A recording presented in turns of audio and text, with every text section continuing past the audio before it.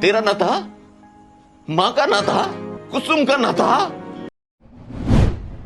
Hello guys, welcome back to my channel. और आज हम इस वीडियो में बात करेंगे संदीप भैया के फिनाले एपिसोड के बारे में और जानेंगे कि इस एपिसोड में क्या हुआ। लेकिन उससे पहले आप हमारे चैनल को सब्सक्राइब कर दीजिए जिससे कि ऐसी वीडियोस आपसे मिस ना हो।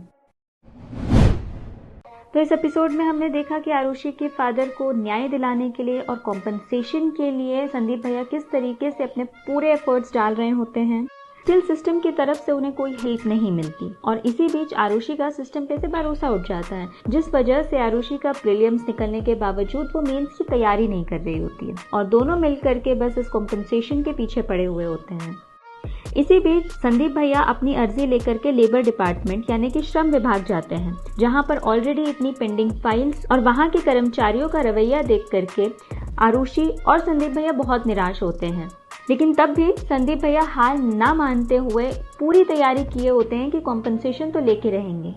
और इसी बीच उन्हें वर्कमैन कॉम्पनसेशन एक्ट के बारे में पता लगता है, जिसके तहत वो सारी जानकारी लेकर के एक फाइल तैयार करते हैं। वो फाइल वो लेबर डिपार्टमेंट लेकर के जाते हैं और लकीली उसी टाइम वहाँ पर एडीएम आए हुए होते हैं और एडीएम के सामने वो फाइल रखने के बाद केस पूरा क्लियर हो जाता है। और एडीएम भी आरुषि और संदीप भैया की इस रिस्पॉन्सिबल बिहेवियर को देख करके उनसे बहुत खुश होते हैं और उनसे कहते हैं कि आप लोगों का ये बिना पावर का इतना रिस्पॉन्सिबिलिटी संभालना मुझे बहुत पसंद है, क्यों नहीं आप सिस्टम में आने की तैयारी करते हैं। संदीप भैया को इस मोमेंट पे थोड़ा सा इमोशनल दिखाया हुआ है और आरुषि को भी ये सुन करके बहुत अच्छा लगता है। साथ ही साथ आरुषि का सिस्टम पे भरोसा वापस आता है, जिसके बाद हमने आगे देखा भी कि आरुषि अपने तीसरे अटेम्प्ट में आईएफएस ऑफिसर बन जाती है।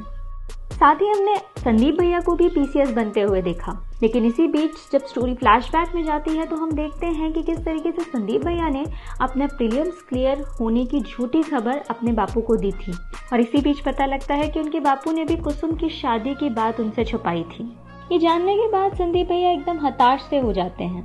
पर इसमें परिस्थितियां कुछ इस तरीके से बनती हैं कि संदीप भैया कुसुम से 5 साल से बात नहीं कर रहे होते हैं। उसी जगह कुसुम के बापू उसकी शादी करने से कैसे रुकते, कौन से बेसिस पे रुकते। तो कहीं ना कहीं हमने देखा किस तरीके से संदीप भैया की लाइफ में बैलेंस की कमी थी। मतलब संदीप भैया ने अपने करियर पे तो बहुत ज्यादा इंपॉर्टेंस दे दी, लेकिन कहीं ना कहीं इसी बीच उनकी पर्सनल लाइफ उनसे मिस हो गई। शायद हमने एस्पिरेंट्स में भी अविनाश के साथ कुछ ऐसा ही होते हुए देखा था, कुछ इसी तरीके का सीन उनके साथ भी हमने देखा था कि किस तरीके से अपने करियर के पीछे भागते भागते उनसे उनका प्यार छूट गया था। लेकिन यहाँ संदीप भैया के लिए सभी के मन में इतनी ज्यादा सिंपैथी इसलिए है क्योंकि संदीप भैया ना तो आईएएस बने और ना ही उन्हें कुसुम मिली। पर यहाँ पे बहुत बड़ा योगदान देखने मिलता है संदीप भैया का आरुषि के करियर के पीछे। भले संदीप भैया खुद उस मकाम पे ना पहुंच पाए हों, लेकिन आरुषि को मोटिवेट करना और उसे उस मकाम पे पहुंचाने के पीछे एक मोरल सपोर्ट बहुत ज्यादा रहा है भैया का। साथ ही उस एडीएम की बोली हुई बात जो संदीप भैया और आरुषि ने सुनी थी, उनसे भी बहुत ज्यादा इफेक्ट किया था उन दोनों को।